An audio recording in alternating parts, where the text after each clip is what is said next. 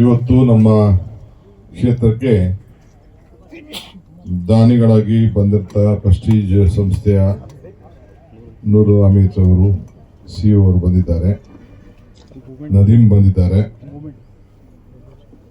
ಜಿಲ್ಲಾಧಿಕಾರಿಗಳಿದ್ದಾರೆ, CEO ಇದ್ದಾರೆ, DDP ಇದ್ದಾರೆ, DK Suresh ಇದ್ದಾರೆ, ವೇದಿಕೆ ಇರುವಂತ ಎಲ್ಲ ನಮ್ಮ ಮುಖಂಡರು ಕೂಡ ಎಲ್ಲ ಇದ್ದಾರೆ. ಇದು ನಮ್ಮ ದೊಡ್ಡ ಕನಸಿನ ಯೋಜನೆ.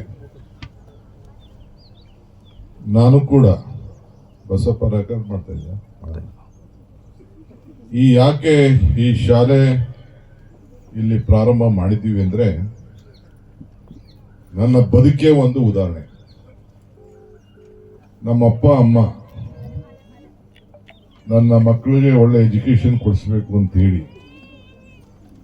ಇಲ್ಲಿ ದೊಡ್ಡಾಲಲ್ಲಿ ಇಲ್ಲ, ಕನಕಪುರದಲ್ಲಿ ಇಲ್ಲ ಅಂತ ಹೇಳಿ ನನ್ನನ್ನು ಬೆಂಗಳೂರಿಗೆ ಸೇರಿಸಿದ್ರು. ಈಗ ಬೆಂಗಳೂರಲ್ಲಿ ವಿದ್ಯಾಭ್ಯಾಸ ಮಾಡಿದೆ. ಎಷ್ಟರ ಮಟ್ಟಿಗೆ ವಿದ್ಯಾಭ್ಯಾಸ ಆಯ್ತೋ ಬಿಡ್ತೋ, ನಿಮ್ಮ ಮುಂದೆ ಒಬ್ಬ ಉಪಮುಖ್ಯಮಂತ್ರಿಯಾಗಿ ನಿಂತಿದ್ದೀನಿ, ಅದು ಬೇರೆ ವಿಚಾರ.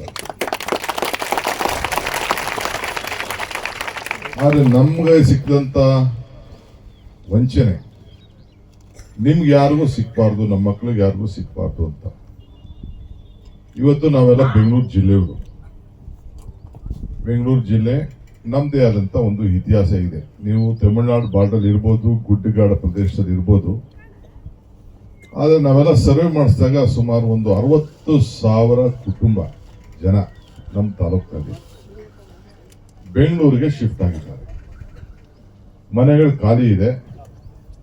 ವಿದ್ಯಾಭ್ಯಾಸಕ್ಕೆ ಎಲ್ಲ ಮಕ್ಕಳುಗಳನ್ನ ಕನಕಪುರ ಟೌನ್ಗೆ, ಕೋಡಹಳ್ಳಿಗೆ, ಬೆಂಗಳೂರಿಗೆ, ಇಲ್ಲ ಉದ್ಯೋಗಕ್ಕೆ, ಇಷ್ಟಕ್ಕೂ ಶಿಫ್ಟ್ ಆಗ್ಬಿಟ್ಟಿದ್ದಾರೆ. ಅಲ್ಲಿ ಹೋಗಿ ಕಷ್ಟಪಟ್ಟು ಯಾವುದೋ ಬಾಡಿಗೆ ಮನೆ, ಇದನ್ನ ಪಾನಿಪುರಿ, ತಳ್ಳು ಅಂಗಡಿ, ತರಕಾರಿ, ಗಾರ್ಡು, ಇನ್ ಕೆಲವು ಸ್ವಲ್ಪ ವಿದ್ಯಾವಂತರು ಇನ್ ಸ್ವಲ್ಪ ಸಣ್ಣ ಸಣ್ಣ ಕೆಲಸಗಳಿಗೆ ಸೇರ್ಕೊಂಡಿದ್ದಾರೆ. ಇದನ್ನ ಏನಾದ್ರು ಮಾಡಿ ತಡಿಬೇಕು. ಅಟ್ಲೀಸ್ಟ್ ಒಂದು 1ನೇ ಕ್ಲಾಸಿಂದ 12ನೇ ಕ್ಲಾಸ್ವರೆಗೂ ಕೂಡ ಇಲ್ಲೇ ವಿದ್ಯಾಭ್ಯಾಸವನ್ನ ಮಾಡಬೇಕು.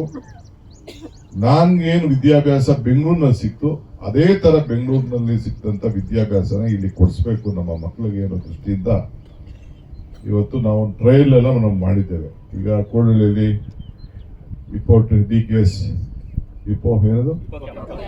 ಇಪೋ ಕ್ಯಾಂಪಸ್ ಅಂತ ಅಲ್ಲಿ ಪ್ರಾರಂಭ ಮಾಡಿದ್ದೇವೆ. ಸುಮಾರು ಒಂದು 10 ಎಕರೆ ಜಮೀನ ನಮ್ಮ ಆಸ್ತಿನೇ ಬರ್ಕೊಟ್ಬಿಟ್ಟಿದ್ದೀವಿ. ನೋಡಿದಿರಲ್ಲ, ನೋಡಿದ್ದೀರಿ.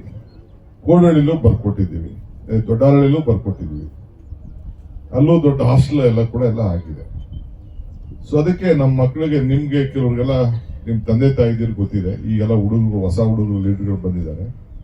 ಇಲ್ಲಿ ರೋಡ್ ಹೆಂಗಿತ್ತು, ಕರೆಂಟ್ ಪರಿಸ್ಥಿತಿ ಹೆಂಗಿತ್ತು, ಕನಕಪುರ ಟೌನ್ ಹೆಂಗಿತ್ತು, ಕೋಡಹಳ್ಳಿ ಟೌನ್ ಹೆಂಗಿತ್ತು ಅನ್ನೋದನ್ನ ಬಹುಶಃ ಇನ್ನು ಮುಂದಕ್ಕೆ ನಿಮ್ಗೊಂದು ಚಿತ್ರ ಮಾಡಿ ನಾವು ತೋರಿಸ್ಬೇಕು.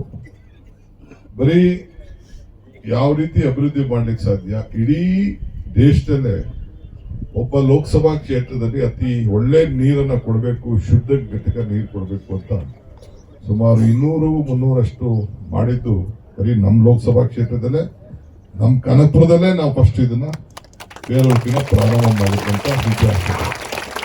ಈ ದೃಷ್ಟಿಯಿಂದ ನಾನು ಇದನ್ನ ಒಂದು ಹೊಸ ಮಾಡೆಲ್ ಆಗಿ ಒಂದು 2,000 ಶಾಲೆಗಳನ್ನ ಕಟ್ಟಬೇಕು. ಈ ರೀತಿ ಈ ಶಾಲೆನ ಟೌನಲ್ಲಿ ಕಟ್ಟುದಿಲ್ಲ, ಕನಕಪುರ ಟೌನಲ್ಲಿ ಕಟ್ಟುದಿಲ್ಲ, ಇಲ್ಲ ಬೆಂಗಳೂರು ನಗರಗಳಲ್ಲಿ ಕಟ್ಟುದಿಲ್ಲ. ಇದು ಬರೀ ಪಂಚಾಯತಿ, 3 ಪಂಚಾಯತಿಗೆ ಸೇರಿಸಿ ಇದೊಂದು ಶಾಲೆ.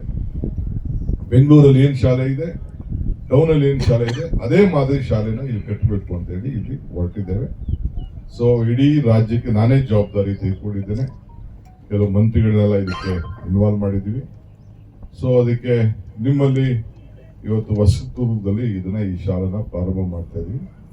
ಈಗ ನನಗೆ ಈ DDP ನೀನೇನು ಸುಖಲ್ಲ, ನೀವು ವೇಸ್ಟ್. ಹೆಚ್ಚಿನ ವಿಡಿಯೋಗಳಿಗೆ ಪ್ರತಿಧ್ವನಿ ಯೂಟ್ಯೂಬ್ ಚಾನೆಲ್ ಸಬ್ಸ್ಕ್ರೈಬ್ ಮಾಡಿ, ಬೆಲ್ ಐಕಾನ್ ಕ್ಲಿಕ್ ಮಾಡಿ.